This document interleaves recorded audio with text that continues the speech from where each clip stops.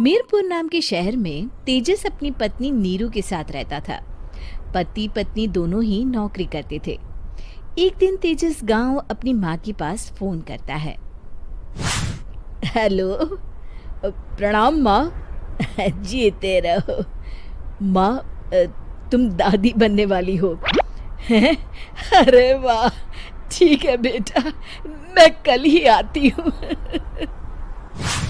जब माँ जी शहर पहुंची तो बेटे बहू ने बहुत अच्छे से स्वागत किया। लीजिए माँ जी, चाय। अरे गर्मा गर्म पकोड़े ले आओ माँ के लिए। नीरू रसोई में गई और 2 मिनट में ही पकोड़े ले आई। जी ये लीजिए। बहू, जादू से बनाए हैं क्या? अभी तो रसोई में गई थी। यम्मी। माँ जी, शीला रसोई में पकोड़े तल रही है, मैं बस लेकर आई। हे भगवान, मेरा धर्म भ्रष्ट कर दिया तूने। अब तो गंगा जल से शुद्धिकरण करना होगा। दूसरे दिन, माँ जी मैंने नाश्ता बना दिया है, ऑफिस जा रही हूँ। पर अभी तो घर का सारा काम पड़ा है। शीला आती ही होगी, झाड़ू पोछा बर्तन कपड़े वो सब कर लेगी। हमारे जमाने में घर का सारा काम हम ही करते थे। जी माँ जी, आप बहुत होशियार हैं, मैं घर ऑफिस दोनों नहीं संभाल पाती। तो जरूरत क्या है घर से बाहर जाकर चाकरी करने की? वैसे भी घर का काम खुद करने से घर में बरकत आती है, समझी? पर माँ जी। पर वर कुछ नहीं, इस महीने की पगार मिले फिर ऑफिस बंद। हाँ।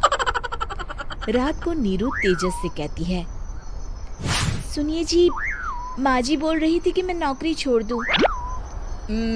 वैसे ठीक ही तो है, अभी तुम्हें आराम की जरूरत है। फिर भी आराम कहाँ, शीला को छुड़ाने के लिए बोल रही थी। तो अब 24 घंटे में इतना काम तो कर ही सकती हो। पर जॉब पसंद है मुझे, घर पर मन नहीं लगेगा। अगले दिन जब दोनों ऑफिस के लिए निकल रहे थे, मेरी तो कोई कीमत ही नहीं है इस घर में। माँ जी, आजकल महंगाई बहुत है, रहन सहन भी बदल गया है, दोनों नौकरी करते हैं तभी ठीक रहता है। अच्छा, तू कहना क्या चाहती है? मेरा बेटा तुझे बिठा के खिला नहीं सकता? तू ही इस घर का खर्च चला रही है, हैं? नहीं माँ जी, मेरा वो मतलब नहीं था। मतलब खूब समझती हूँ, ये बाल धूप में सफेद नहीं किए मैंने। हाँ। अब तो ये रोज का काम हो गया था। तेजस भी रोज की झिकझिक से परेशान हो गया था। एक दिन उसने कहा, नीरू, वैसे भी तुम्हें मैटरनिटी लीव मिलने वाली है, तो अभी से ही छुट्टी ले लो। पर क्या, मेरी सैलरी अच्छी खासी है। आखिर नीरू ने रिजाइन कर दिया। जब बच्चा हुआ तो घर में सब बहुत खुश हुए। कुछ दिनों बाद तेजस फाइल देख रहा था। क्या हुआ तेजस, कुछ परेशान लग रहे हो? हाँ, वो हमारी जितनी सेविंग्स थी वो तो हॉस्पिटल में और छठी के फंक्शन में खत्म हो गई है नीरू। और अभी वैसे मंदी चल रही है तो मैं बोल रही थी कल मुन्ना को हेपेटाइटिस का टीका लगवाना है। नीरू, क्या पोस्टपोन नहीं कर सकते? नहीं जी, बिल्कुल नहीं। अब तेजस को समझ में आ रहा था कि उससे गलती हुई है। पैसों की कमी का असर घर के माहौल पर भी पड़ रहा था। अगले दिन, बेटा मेरा चश्मा और ये दवाइयाँ ले आना, पर्चा देते हुए माँ जी ने कहा। जी। तेजस, मुन्ना के लिए दूध का डिब्बा और डायपर भी ले आना, और ये किराने के सामान की लिस्ट है, इसे भी लाना है। तेजस गुस्से में लिस्ट मरोड़कर फेंकता है और चिल्लाता है, पैसे क्या पेड़ पर उगते हैं?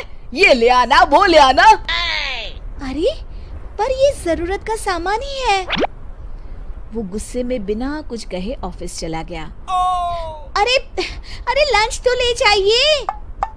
नीरू दौड़कर डिब्बा पकड़ाती है एक दिन खाना खाने के बाद, नीरू, अब तो मुन्ना कुछ बड़ा हो गया, तो अब तुम वापस ज्वाइन कर लो ना जॉब। पर इस रिसेशन में जॉब मिलना बहुत मुश्किल है। ट्राई तो करो।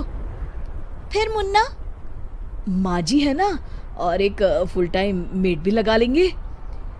पर माँ जी, उन्हें तो पसंद नहीं। तभी माँ जी वहाँ आ जाती है और प्यार से नीरू के सर पर हाथ फेरते हुए बोलती है, अब मेरी समझ में आ गया बहू, पहले के और अब के समय में अंतर है। तुम काम शुरू करो, मुन्ना की जिम्मेदारी मेरी। मेरी प्यारी माँ जी। ये कहकर नीरू उनके गले लग गई। शिक्षा, परिवर्तन संसार का नियम है, हमें भी समय के साथ चलना चाहिए। उम्मीद है कि आपको हमारी ये कहानी पसंद आई होगी। कृपया हमारे चैनल को सब्सक्राइब करें और सभी अपडेट्स के लिए बेल आइकन जरूर क्लिक करें। और हाँ, वीडियो लाइक और शेयर करना मत भूलिएगा।